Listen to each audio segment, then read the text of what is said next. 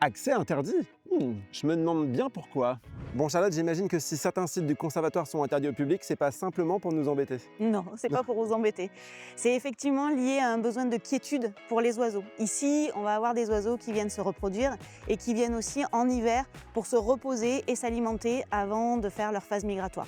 Ici, par exemple, on a 90 espèces d'oiseaux qui viennent toute l'année. Et c'est un site où on ne voit pas du tout de traces humaines.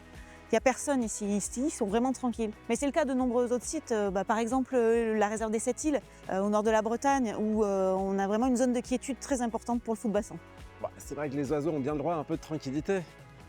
En tout cas, ils ont l'air de s'éclater sans nous.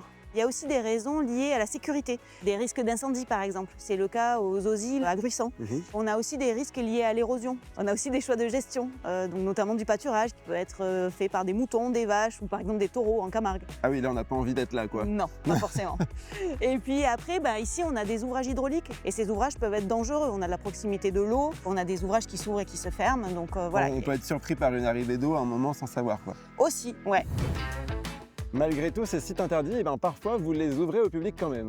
Ben oui, parce qu'on a quand même à cœur de donner à voir ces sites. Parce que plus on connaît, plus on s'approprie le site, plus on est à même de le protéger. Mais par contre, c'est dans des conditions particulières. Donc on limite le nombre de personnes, on organise le parking, on choisit la date, les périodes qui sont le moins sensibles pour les oiseaux. Par exemple, est-ce que ça peut être aux Journées du patrimoine? Oui, souvent c'est aux Journées du patrimoine. À cette période-là, les oiseaux qui nichent ont fini de nicher, les oiseaux qui hivernent ne sont pas encore tout à fait arrivés. Donc on voit des choses, mais on ne dérange pas. Ah, il y a tellement de sites exclusifs à visiter pendant les Journées du patrimoine que j'ai plus de place dans mon agenda. Oui, je sais, vous voulez le même, mais non, il est à moi.